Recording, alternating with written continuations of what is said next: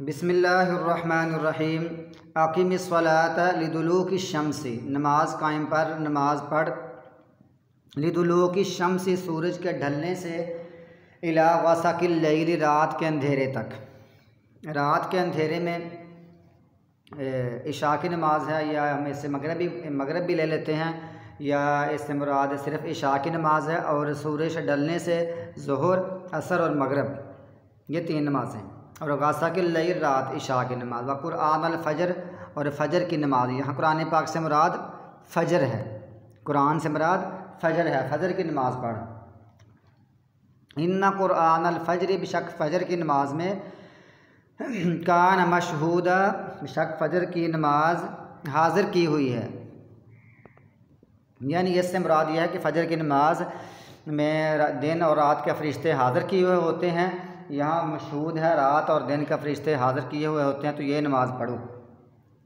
या इसका माना यह है कि बंदे की तबीयत बिल्कुल बड़ी फ़्रेश होती है, तबीयत को बड़े फ़्रेश होने के साथ हाज़िर किया जाता है। वमिनल लैली, और रात में से भी, रात को भी, फ़तहज्जद बिही, तुम तहज्जुद पढ़ो। असल में इसका माना होता है, एक लफ्ज़ है ना हुजूद, हुजूद का माना होता है नींद, और तहज्जुद इसका माना होता है तर्क हुजूद, नींद को छोड़ देना।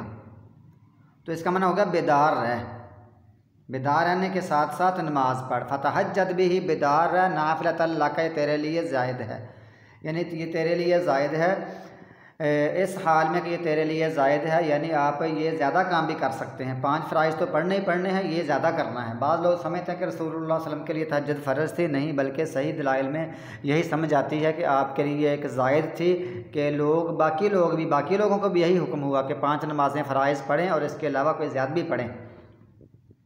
असा अन यबअसका, करीब है, यकीनन, अन यबअसका, के पहुँचाए आपको आपका रब, तुझे तेरा रब पहुँचाए।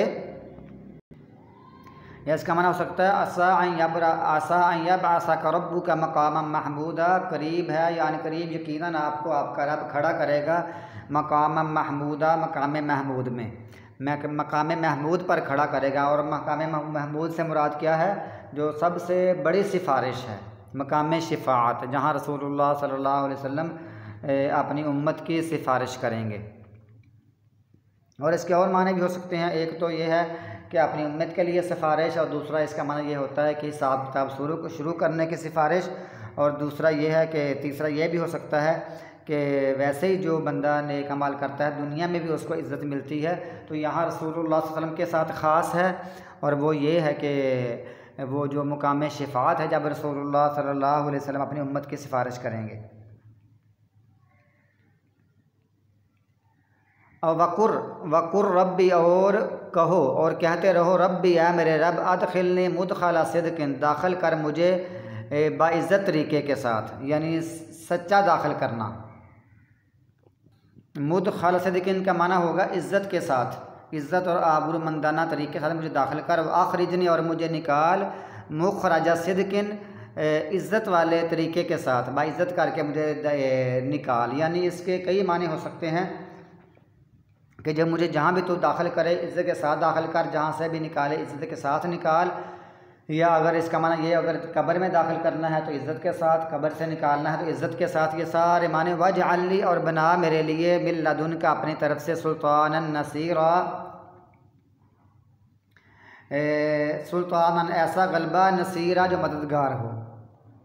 या अल्लाह मुझे ऐसा गलबा अता फरमा अपनी तरफ से, और बना दे मेरे लिए ऐसा गलबा जो मददगार हो, यानी दलाइल के भी इतबार से मजबूत हो और क़ुव्वत के इतबार से भी मजबूत हो, जो मेरा मददगार हो। मुझे ऐसा गलबा हो, जो गलबा दलाइल के बावजूद तो इस्लाम पहले ही गालिब है, लेकिन क़ुव्वत के इतबार से, ताकत के इतबार से मुझसे ऐसा गलबा अता फरमा जो मेरा मददगार हो। मतलब ऐसा गलबा होगा तो कानून नाफज होगा, यानी किसास का सिस्टम चलेगा, हदूदुल्लाह का सिस्टम चलेगा। ऐसा गलबा अता फरमा दे।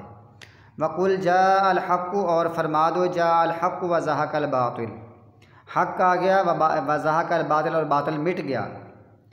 इन्नल बातिल काना ज़हूक़ा, बेशक बातिल हमेशा से मिटने वाला है। यानी ये अल्लाह ताला, हालांकि सूरत मक्की है लेकिन मक्का मुकर्रमा में ये सूरत उतरी है और इस आयत का तर्जमा तब इसकी वजाहत हुई शीन गोई पूरी जब रसूलुल्लाह सल्लल्लाहु अलैहि वसल्लम फ़ातह तौर पर फ़ातह बनकर मक्का में दाखिल हुए। जब मक्का में दाखिल हुए तो रसूलुल्लाह सल्लल्लाहु अलैहि वसल्लम बुतों को तोड़ते जाते थे। वहाँ 360 बुत पड़े थे तो रसूलुल्लाह सल्लल्लाहु अलैहि वसल्लम लकड़ी के साथ उनको तोड़ते जाते थे, मारते थे। और आप ये कह रहे थे जा अल हक़ व ज़हक़ल बातिल इन्नल बातिल काना ज़हूक़ा, जा अल हक़ व मा युब्दिल बातिल व मा युईद, या पढ़ते जाते थे। और ये बातिल हमेशा से नापायदार ही है, हमेशा से मिटने वाला है। वनुनज़्ज़िलु मिनल क़ुरआन, और हम उतारते हैं कुरान पाक में से, यानी कुरान पाक में से आयात उतारते रहते हैं वक्फ़े वक्फ़े से। कभी कौन सी उतार दी, कभी कौन सी उतार दी, कभी कौन सी सूरत उतार दी, कभी कौन सी सूरत उतार दी। ये सब चीज़ें बार बार उतारते हैं वक्फ़े वक्फ़े से। मा हुवा शिफ़ाउल व रहमतुल लिल मोमिनीन, जो कि शिफ़ा है, जो व रहमतुल लिल मोमिनीन, जो मोमिनों के लिए शिफ़ा भी है और मोमिनों के लिए रहमत भी है। इसके ज़रिए से रहमत भी होती है, अल्लाह ताला रहम भी करता है, और ये कुरान पाक ख़ुद भी रहमत है। और इस तरह इसका माना शिफ़ा है, ये निफाक के लिए, ये कुफ़र के लिए, ये शिरक के लिए, ये शुकूक व शुबहात के लिए, इन सब चीज़ों के लिए ये कुरान पाक शिफ़ा है। और ये रूहानी शिफ़ा है और जिस्मानी शिफ़ा भी है। जो बंदा इसको पढ़ता रहता है उसकी जिस्मानी हालत भी बेहतर रहती है, बीमारियों से बचा रहता है। और ये दम के लिए भी शिफ़ा है। हत्ता कि अगर बंदा किसी गैर मुस्लिम को भी दम करे तो उसके लिए भी शिफ़ा बनती है, जैसे सहाबा कराम ने किया था, जैसे खारजा बिन सल्त के चचा ने किया था। और इस तरह वो सहाबी जो अबू सईद खुदरी रज़ी अल्लाह तआला अन्हु थे, उन्होंने उनकी रवायत में है कि अबू सईद खुदरी ने जो दम किया था और 30 बकरियां ली थी, तो ये भी है, ये किसी काफर को दम किया था, ये भी शिफ़ा है।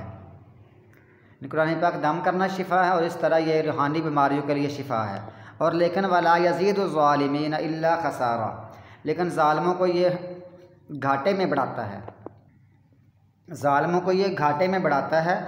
यानी कुरान जो है ना, कुरान पाक सुनकर जो कुफ़ार लोग हैं इनका घाटा ही बढ़ता है। यह मुराद ये है कि जब ये इस पर ईमान नहीं लाते, इसको कबूल नहीं करते, इसको कबूल ना करने के सबब से इनको ये जहन्नम में जाएंगे और इनको यानी जहन्नम में जाएंगे, इनको सुकून नसीब नहीं होगा, तो इनका घाटा ही बढ़ेगा, इनको फ़ायदा कोई नहीं होगा।